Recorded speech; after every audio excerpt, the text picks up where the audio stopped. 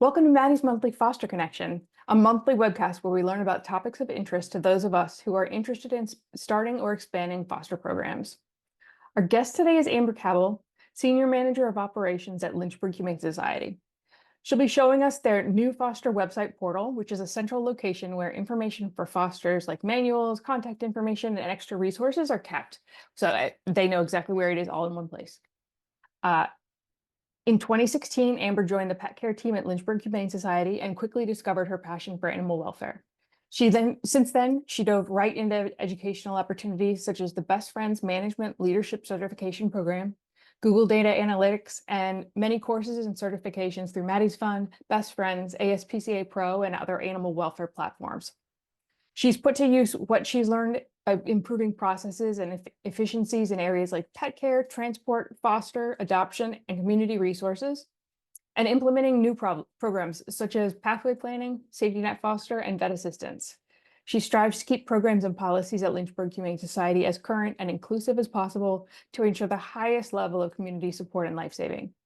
In her spare time, Amber enjoys being at home with her husband, Jermaine, two dogs, Duke and Cherish, and two cats, Bean and Binks. You can often find her immersed in a book or taking time to enjoy nature. I'm really excited to be here with you all today. To cover a little bit about my organization's foster program to start with, we're a relatively large organization. However, when I see the numbers from actual large organizations, it makes mine feel relatively small. So we get on average an intake of about 3,000 to 3,500 pets per year, and a large majority of those are kittens under 8 weeks of old. So our foster program is kind of one of the main hearts of our operations and our organization, and our life-saving impact would be nowhere near as large as it is without our foster community. That being said, last year in 2023, we were able to place 2,381 cats and kittens into our foster program, and then another 655 dogs and puppies. So obviously, our dog and puppy foster program is not quite as large as our cat and kittens, but we are working to grow that very steadily, and that's really important to us. So today I'm going to be kind of showing you guys around our foster portal. It's still under development. There are still some sections that need to be added. We wanted to prioritize the cat and kitten information, especially the kitten information, just because there is so much that goes into it, and because that is our largest population of foster pets. So now I'm going to share my screen with you guys and kind of show you around where we started from with that information, and then where we ended up with the foster portal. So this is where we started. We had a foster coordinator that spent a lot of time developing a paper kitten warrior guide for all of our kitten fosters. It's wonderful. It holds a lot of really great relevant information, and apparently a couple of blank pages as well. But we've got, our section here that tells us where we can find specific information. We try to incorporate really fun photos and make it really fun to read through. But at the end of the day, it's a lot of information, and our fosters can get really overwhelmed, and it can really make what is relatively simple seem not quite so. So we wanted to really break this down and make something for the fosters where they were able to find exactly what they're looking for without having to kind of go through all of the other information. So insert our new foster portal. So this was built using Google Sites.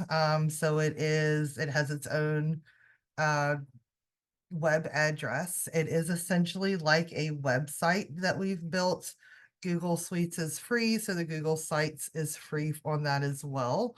And so we just get started kind of introducing the foster portal, thanking our community for fostering, getting them some setup resources. So things like contacting a foster coordinator, scheduling your follow-up appointments.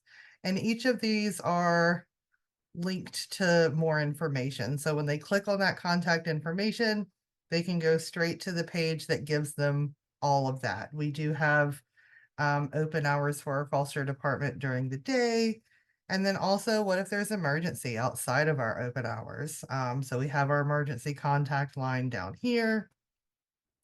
And then we've also linked in our address on Google Maps to make it a little bit easier for them. If they want to schedule a follow-up appointment, they click that link and then it breaks down our types of appointments. So this part breaks down the type of appointments that they'll need, whether they're fostering a litter of kitten or puppies, whether their pet or their foster pet needs a medical appointment, and then it gives them all of that information.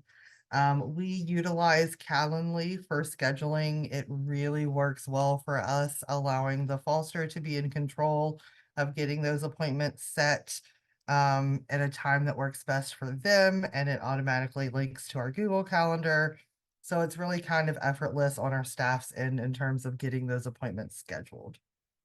And then you can fully decide, how long those appointment slots are, if you have blocked off times. So we really like using Calendly. And then we also have our exam cheat sheet here. So it keeps them in the loop of when those appointments should be getting set. When we go a little further into the foster resources, we have this page that gives them really great tips on helping get their foster pet adopted. So we utilize so much from Maddie's Fund, it's ridiculous. I love Maddie's Fund so much, and pretty much anything that I've ever needed to learn or wanted to find, I can find somewhere in the world of Maddie's. We did link a couple of their courses here for our fosters, the marketing of foster pet and using social media to help shelter pets shine. Ideally, we love when our fosters are able to help get them adopted. We don't ever want to feel like we are using fosters, with no end goal in sight. Keeping the pet out of the shelter is always the win-win, but we want a long-term outcome from that pet as well. We don't want foster to just kind of prolong their stay in our care just because they're out of sight, out of mind. So we've given them these tips on marketing them, what makes a good photo, and then of course including some examples of those great photos with some of our LHS pets. And then going further into what makes a description. Sorry, I got a little ahead of myself. We have multiple types of foster at our organization. So again, our community of kitten fosters is our largest, but we do also have hospice pets in foster. We have a petcation program, which is our like dog day out version. People come in, take a dog out for the day. We also allow our available pets to go into foster. Pretty much any pet in our care is eligible for foster as long as it is in our custody. And we don't typically foster out those that we know are going to get adopted really quickly. So the really cute 2-year-old friendly Shih Tzu, we probably wouldn't put into foster, or the 8-week-old puppy that is healthy, we probably wouldn't put into foster. But aside from those things, if it's in this building and it's in our custody, it can go into foster. We want to get it out of the shelter as quickly as possible, regardless of whether that's foster or adoption. So as our fosters scroll through, they can click on the different types of fosters that we have to learn more information. So let's say they want to foster some orphan kittens. They can click on that, get more information about what exactly that entails. We really love the Taking the Fear Out of Bottle Feeding and Basic Kitten Care course from Maddie's Fund, and we encourage all of our fosters of neonate kittens to take that course. And then we make sure to try to highlight some important things. Again, all of these are clickable, so they can click on development periods and read more about what they look like, what their temperature range is, when to expect their umbilical cord to fall off, And they can keep scrolling down and see it broken down per week. So what does a 1-week-old kitten look like? What does a 2-week-old kitten look like? And then what are we feeding 3-week-old kittens? All of this information was pulled from our paper kitten warrior packet. So we didn't need to reinvent the wheel. We wanted to grow the resources that were offered. So there is a lot more on the portal, but most of the stuff that was in the kitten warrior packet, we actually just pulled from that and included here. And we do still have the paper packets. So if we have a foster that's not really electronically or technologically knowledgeable, or they don't have access to those things, we do still have the packet that we can print out for them. We have a couple of other packets too that aren't kitten based, or just printable handouts. I keep mentioning the Kitten Warrior one just because that's our biggest community of fosters. So scrolling through this, you can get through the development all the way up to 8 weeks. When we go into documents and videos, that's probably my favorite. So we have a video library here where we've been able to pull a lot of training videos. So we have videos showing you how to bottle feed kittens, videos showing you how to syringe feed a newborn or what to expect when they're weaning, how to make that gruel and slurry for them. I'm so sorry, but my internet just seems to not be loading these as quickly as it should, but there are videos that are supposed to be listed here. We do still have parts of this that are under construction, so we don't have very many dog foster resources on our portal yet. It is still in development. So when you click on links that direct you to pages that aren't quite ready, you'll get a message that this page is under development or it's under construction, and then a link to contact our foster team. Because ideally, if there's something specific that you are looking on, while it might not be on the foster portal, our foster team is able to jump in and help answer those questions or provide you with resources that maybe just haven't been added yet. And then lastly, we wanted to add a frequently asked questions page just because they're probably asking questions that other people have asked. And so we want to make it easy for them to find those answers. They don't feel like they have to reach out every time they have a question, although they are welcome to, and we do encourage them to reach out for anything. But they can simply scroll through here and read more about what a foster home is, why it's important, how do I contact foster coordinators, what to expect with my foster pet, that type of thing. And then we made this live on our website. Because while we made it with fosters in mind, we also want it to be a resource that the community can use in general. So let's say somebody's fostering kittens for a nearby shelter, and that shelter just doesn't have as many resources to offer as we do. We are happy for that foster to still come to our website and utilize our portal. Or we have, a member of our community that found a dog and is deciding to keep it. And they're not necessarily fostering through us, but they need some help. They need some information. They need some guidance. So they can also still access this portal and learn, whatever it is they're looking for there.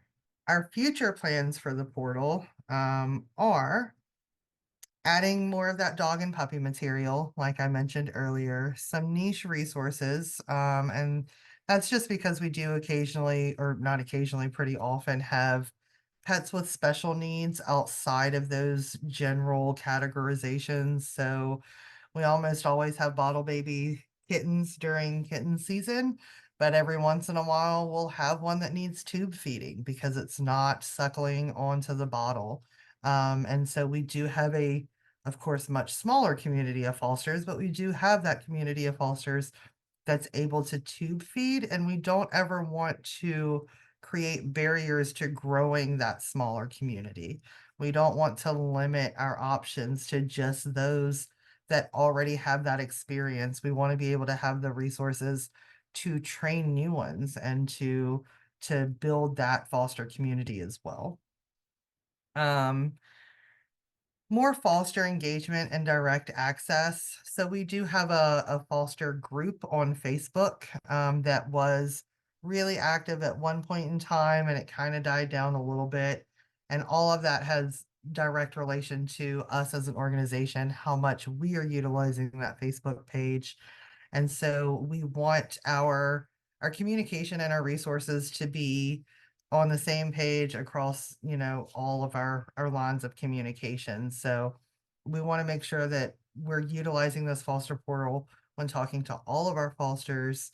This is our go-to resource so that everyone's receiving the same information. We're all on the same page, and we all can have those conversations where we are at least on the same starting point. We don't have to find that before we really get into the nitty-gritty of that conversation.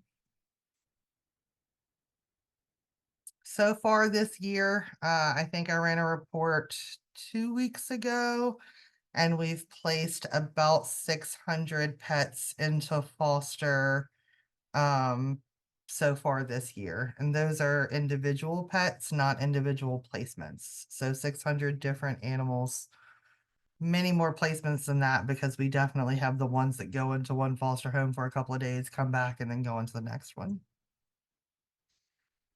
I think that is all that I have to share for this. I should have made a page with my contact information for questions and forgot to do that, but I will share my contact information in the chat. So if anybody wants to reach out to me, has any questions, needs any pointers, anything like that, I'm always willing to help answer questions and love to just kind of have meetings of the minds, pull whatever you want from this foster portal. You might have some great ideas that I pull from you too. Awesome. We do have a few questions. One is from Tia. My organization is hesitant to allow permissions for coordinators to create portals or sites because they're worried they're not secure. What advice do you have for convincing upper management to approve these tools?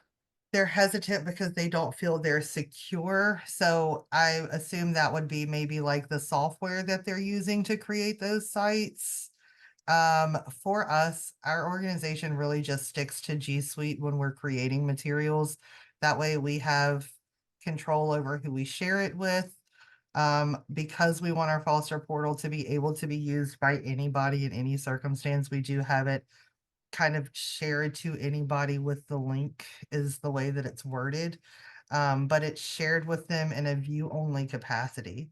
So anybody with the link, and the link's on our website, so pretty much anybody that gets on our website can access the portal, but they can only look at it. They can't really do anything dangerous to it. And if they know how to work their way around that to do something to it, then I mean everything that we have is pretty much just as vulnerable, our website and all of that. I think it's one of those that I wouldn't let fear make my decision there. I would take the risk. I think the reward greatly outweighs the risk there. Absolutely. Yes, Um, I can, Sheila. Really quick, I put a resource document in the chat. It's foster resource pages. It's basically links to like 5 or 6 different foster resource pages, just in case you want to keep them out, including Lynchburg's. Okay, next question. This is super. How long did it take to build this, and what were some of the biggest challenges during the development? So, like I said, it is still in development. So it was started probably towards the end of 2023. And I think ultimately the length of time it takes to build is contingent on several things. So first one being how much time the person working on it has to work on it. If this is their main project, it's kind of like their go-to task that they're working on until it's complete. It would get done a lot quicker than in my organization's case. A lot of times our projects are just kind of as we can find time to squeeze them in, which is a large part in why this has been ongoing for so long. And then our personal biggest barrier to this portal is our staff member that started this portal and has done all of the work on it so far is no longer with us. So our biggest barrier is going to kind of be trying to pick up where that person left off and continue creating it, utilizing kind of the same thoughts and patterns that that person had. Amber is asking, do you use any foster software for management of fosters in care, or any types, like basically like what softwares do you use for foster? Yeah, so our shelter management software is Shelter Love, and I cannot recommend Shelter Love enough. They have a wonderful foster management section of their software. So um all of our records, pretty much person and animal records, are in Shelter Love. They have a foster finder that allows you to filter through your people records using specific attributes that you've given to them. So we have attributes for all of those categories of foster that we have. So we can filter straight to all of our bottle baby fosters, and we can filter straight to all of our behavior dog fosters and condense that list. And that foster finder that they have is really cool too, because it also shows you current fosters for each of the fosters on that list and how long it's been since they returned their last foster. So we can see, the ones that have been the most active the most recently, and the ones that have, it's been a while since they fostered. And sometimes those cases are because that person decided they needed to take a break or their life circumstances changed. Sometimes those people simply have not fostered in so long because we have not reached out to them. So we still keep those people on our list, and we still reach out to them when we're needing to reach out to fosters to try to find placement. But yeah, we don't use anything separate. I just stick straight to Shelter Love, love Shelter Love. We have created a couple of forms to kind of set some fosters aside. So when we get in bottle babies at 5 o'clock in the afternoon and we close at 7, we have 2 hours to find foster placement for them. We have what we call an overnight foster form, so that our fosters that are willing to kind of be on call in those situations fill out that form. So we have a separate spreadsheet where those are listed. And that's just because those are more urgent cases. We usually don't have as much time to organize sorting through those and reaching out to those at the time that we need them. Next question, can you speak to why you vaccinate kittens at 4 weeks in foster? I thought 6 to 8 weeks is standard. Our vaccination protocol is to start vaccinating at 4 weeks old and 1 pound. So as long as they weigh a pound, we start as soon as possible. And that's just what our vet has recommended.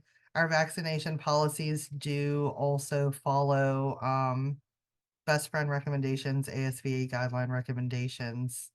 So we start at 4 weeks old and we go up until they've had 2 vaccines at least 16 weeks old.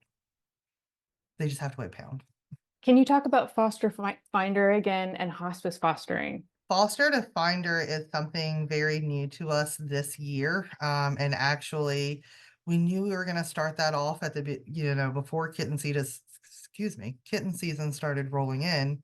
But we hadn't really pushed it as much as we should have been. And so we kind of just started really pushing that several weeks ago.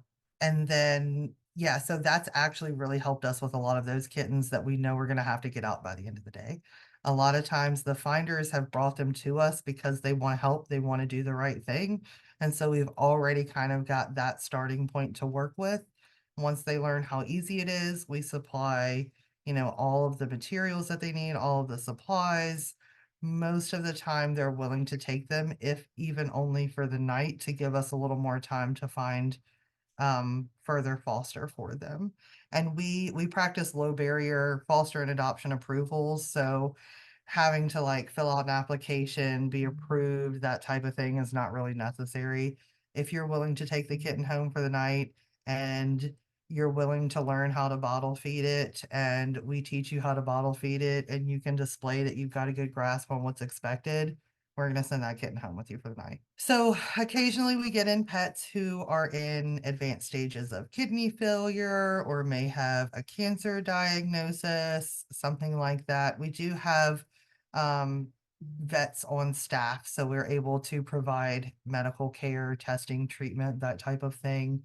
And as long as that pet has a decent quality of life, we allow them to live out the rest of it in a foster home. Once their quality of life starts declining, then of course we have to have those conversations about humane euthanasia and when that's appropriate. But as long as they have that quality of life and we're able to provide their medical needs with our vet team and while they're in foster, then we have a community of fosters that love to foster them. And a lot of times it's really easy for us to find foster placement for them. We're also not against them being adopted either.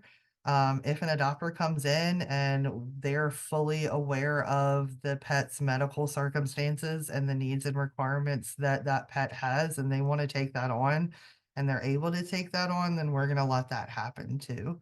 But yeah, just a way to give them, a dignified ending to their life. It's not in the shelter, it's not stressed out.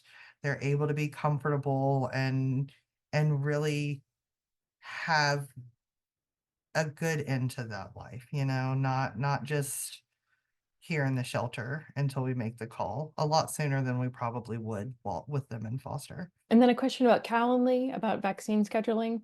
Do you find that I see you use Calendly for people to schedule their vaccine appointments. Do you find that works, or do you still really need to reach out and remind fosters of vaccinations? That's probably about half and half. It does really work well, but we do still have to be careful and run, occasional reports, make sure that nobody, excuse me, has fallen under the radar. And when that happens, sometimes we do have to reach out and remind them. So we try to run reports weekly or bi-weekly so that if there are those that have fallen behind, we're catching them quickly before they're at the point where they have to restart that vaccine series, or at the point where they're about to get returned to the shelter for adoption and they're not up to date on vaccines, because we definitely don't want that to happen. Um, so I definitely think it's more valuable than not, and it works with more of them than it doesn't, but we do still have to just be mindful and keep an eye on those that might have missed it. Thank you so much, Amber. Really Yeah, appreciate it, especially coming absolutely. on so quickly once we realized. And thanks to all of you for watching today's webcast. Any questions we were unable to get to today will be answered in Maddie's monthly Foster Connection group on the Maddie's Pet Forum. Our speaker will be available for the next few days on MPF to continue this discussion. And feel free to post more questions there.